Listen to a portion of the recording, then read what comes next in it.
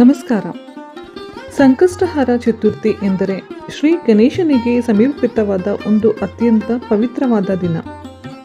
ಈ ದಿನ ಭಕ್ತರು ಉಪವಾಸ ವ್ರತವನ್ನು ಆಚರಿಸಿ ಗಣಪತಿಯನ್ನು ಪೂಜಿಸಿ ತಮ್ಮ ಜೀವನದಲ್ಲಿರುವ ಎಲ್ಲ ಸಂಕಷ್ಟಗಳು ದೂರವಾಗಲಿ ಎಂದು ಪ್ರಾರ್ಥಿಸುತ್ತಾರೆ. ಸಂಕಷ್ಟಹರ ಎಂಬ ಪದದ ಅರ್ಥವೇ ಸಂಕಷ್ಟಗಳನ್ನು ನಿವಾರಿಸುವವನು ಎಂಬುದು. ಆದ್ದರಿಂದ ಈ ದಿನ ಗಣಪತಿಯ ಕಥೆಯನ್ನು ಕೇಳುವುದು ಅಥವಾ ಓದುವುದು ಅತ್ಯಂತ ಶುಭಕರ. ಹಾಗಾದರೆ ಬನ್ನಿ, ನಮ್ಮ ಪುರಾಣಗಳಲ್ಲಿ ಹೇಳುವ ಒಂದು ಸುಂದರವಾದ ಕಥೆಯನ್ನು ಕೇಳೋಣ. ಒಮ್ಮೆ ಪಾರ್ವತಿ ದೇವಿ ತನ್ನ ಮನೆಯಲ್ಲಿ ಸ್ನಾನ ಮಾಡಿಕೊಳ್ಳಬೇಕೆಂದು ನಿರ್ಧರಿಸಿದಳು. ಆ ಸಮಯದಲ್ಲಿ ಯಾರೂ ಒಳಗೆ ಬರಬಾರದು ಎಂದುಕೊಂಡು ತನ್ನ ದೇಹದ ಹಳದಿ ಲೇಪದಿಂದ ಒಂದು ಸುಂದರವಾದ ಬಾಲಕನನ್ನು ಸೃಷ್ಟಿಸಿದಳು. ಆ ಬಾಲಕನಿಗೆ ಜೀವ ನೀಡಿದಳು ಮತ್ತು ನಾನು ಹೇಳುವ ತನಕ ಯಾರನ್ನೂ ಒಳಗೆ ಬಿಡಬೇಡ ಎಂದು ಕೂಡ ಆಜ್ಞಾಪಿಸಿದಳು. ಸ್ವಲ್ಪ ಸಮಯದ ನಂತರ ಭಗವಾನ್ ಶಿವ ಅಲ್ಲಿ ಬಂದರು. ಅವರು ಮನೆಯೊಳಗೆ ಹೋಗಲು ಯತ್ನಿಸಿದಾಗ ಆ ಬಾಲಕ ದೇವರನ್ನು ತಡೆದನು. ಅಮ್ಮ ಒಳಗೆ ಸ್ನಾನ ಮಾಡುತ್ತಿದ್ದಾರೆ, ಯಾರಿಗೂ ಒಳಗೆ ಹೋಗಲು ಅವಕಾಶ ಇಲ್ಲ ಎಂದು ಹೇಳಿದನು. ಶಿವನು ಆಶ್ಚರ್ಯಗೊಂಡು, ನಾನು ಈ ಮನೆಯ ಸ್ವಾಮಿ, ನನಗೆ ತಡೆ ಏಕೆ ಎಂದು ಕೇಳಿದರು. ಆದರೆ ಆ ಬಾಲಕ ತನ್ನ ಕರ್ತವ್ಯವನ್ನು ನಿಷ್ಠೆಯಿಂದ ಮಾಡುತ್ತಿದ್ದನು. ಇದರಿಂದ ಶಿವನಿಗೆ ಕೋಪವಾಯಿತು. ಶಿವನ ಜೊತೆ ಬಂದಿದ್ದ ಗಣಗಳು ಕೂಡ ಆ ಬಾಲಕನೊಂದಿಗೆ ಯುದ್ಧ ಮಾಡಿದರು. ಆದರೆ ಆ ಬಾಲಕ ಬಹಳ ಶಕ್ತಿಶಾಲಿಯಾಗಿರುವುದರಿಂದ ಯಾರಿಗೂ ಅವನನ್ನು ಸೋಲಿಸಲು ಆಗಲಿಲ್ಲ. ಕೊನೆಯಲ್ಲಿ ಶಿವನು ಕೋಪದಿಂದ ತನ್ನ ತ್ರಿಶೂಲವನ್ನು ಬಳಸಿ ಆ ಬಾಲಕನ ತಲೆಯನ್ನು ಕಡಿದು ಹಾಕಿದರು.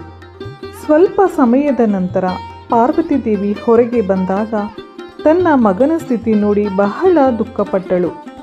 ಅವಳು ಕೋಪದಿಂದ, ನನ್ನ ಮಗನಿಗೆ ಜೀವ ಕೊಡದಿದ್ದರೆ ನಾನು ಸೃಷ್ಟಿಯನ್ನು ನಾಶ ಮಾಡುತ್ತೇನೆ ಎಂದು ಹೇಳಿದರು.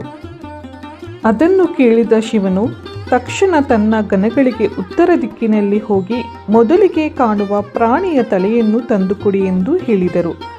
ಗಣಗಳು ಹೋಗಿ ನೋಡಿದಾಗ ಅವರಿಗೆ ಒಂದು ಆನೆ ಕಂಡಿತು. ಅವರು ಆ ಆನೆಯ ತಲೆಯನ್ನು ತೆಗೆದುಕೊಂಡು ಶಿವನ ಬಳಿಗೆ ತಂದರು. ಶಿವನು ಆ ತಲೆಯನ್ನು ಆ ಬಾಲಕನ ದೇಹಕ್ಕೆ ಜೋಡಿಸಿ ಅವನಿಗೆ ಮತ್ತೆ ಜೀವ ನೀಡಿದರು. ಅಂದಿನಿಂದ ಆ ಬಾಲಕ ಗಣೇಶ ಅಥವಾ ಗಣಪತಿ ಎಂದು ಪ್ರಸಿದ್ಧನಾದನು. ಶಿವನು ಅವನಿಗೆ ಒಂದು ಮಹತ್ವದ ವರವನ್ನು ಕೂಡ ನೀಡಿದರು. ಇನ್ನು ಮುಂದೆ ಯಾವ ಪೂಜೆ ಅಥವಾ ಶುಭ ಕಾರ್ಯ ಆರಂಭವಾದರೂ ಮೊದಲು ನಿನ್ನ ಪೂಜೆ ನಡೆಯಬೇಕು ಎಂದು ಆಶೀರ್ವಾದ ನೀಡಿದರು. ಅಂದಿನಿಂದ ಗಣಪತಿ ವಿಘ್ನ ವಿನಾಶಕ ಎಂದು ಕರೆಯಲ್ಪಟ್ಟನು. ಅಂದರೆ ಎಲ್ಲ ಅಡಚಣೆಗಳನ್ನು ದೂರ ಮಾಡುವ ದೇವರು. ಈ ಕಥೆಯ ನಂತರ ಮತ್ತೊಂದು ಪ್ರಸಿದ್ಧ ಘಟನೆ ಇದೆ. ಒಮ್ಮೆ ದೇವತೆಗಳು ಮತ್ತು ಋಷಿಗಳು ಎಲ್ಲರೂ ಯಾರು ಮೊದಲು ಪೂಜೆ ಪಡೆಯಬೇಕು ಎಂದು ಚರ್ಚೆ ಮಾಡುತ್ತಿದ್ದರು. ಆಗ ಶಿವನು ಒಂದು ಸ್ಪರ್ಧೆ ಇಟ್ಟನು. ಯಾರು 3 ಲೋಕಗಳನ್ನು ಸುತ್ತಿ ಮೊದಲು ಬರುತ್ತಾರೋ ಅವರಿಗೆ ಮೊದಲ ಪೂಜೆ ಸಿಗುತ್ತದೆ ಎಂದು ಹೇಳಿದರು. ಅದನ್ನು ಕೇಳಿದ ಕಾರ್ತಿಕೇಯ ತನ್ನ ಮಯೂರ ವಾಹನದಲ್ಲಿ ತಕ್ಷಣವೇ ಹೊರಟನು. ಆದರೆ ಗಣೇಶನ ವಾಹನ ಒಂದು ಚಿಕ್ಕ ಮೂಷಿಕ. ಅವನು ಯೋಚಿಸಿದನು, ನಾನು ಹೇಗೆ 3 ಲೋಕಗಳನ್ನು ಸುತ್ತಬಹುದು? ಆಗ ಅವನು ಒಂದು ಸುಂದರವಾದ ಉಪಾಯವನ್ನು ಮಾಡಿದನು. ಅವನು ತನ್ನ ತಂದೆ ಶಿವ ಮತ್ತು ತಾಯಿ ಪಾರ್ವತಿಯನ್ನು ಸುತ್ತಿ 3 ಬಾರಿ ಪ್ರದಕ್ಷಿಣೆ ಮಾಡಿದರು. ತಂದೆ ತಾಯಿ ಇದ್ದಲ್ಲಿ ಎಲ್ಲ ಲೋಕಗಳು ಇವೆ ಎಂದು ಕೂಡ ಹೇಳಿದರು. ಈ ಮಾತು ಕೇಳಿ ಶಿವ ಮತ್ತು ಪಾರ್ವತಿ ಸಂತೋಷಪಟ್ಟರು. ಆಗ ಅವರು ಗಣೇಶನಿಗೆ ಮೊದಲ ಪೂಜೆ ಸಿಗುವ ವರವನ್ನು ನೀಡಿದರು. ಆದ್ದರಿಂದ ಇಂದಿಗೂ ನಾವು ಯಾವ ಕಾರ್ಯ ಆರಂಭಿಸಿದರೂ ಮೊದಲು ಗಣೇಶನನ್ನು ಪೂಜಿಸುತ್ತೇವೆ.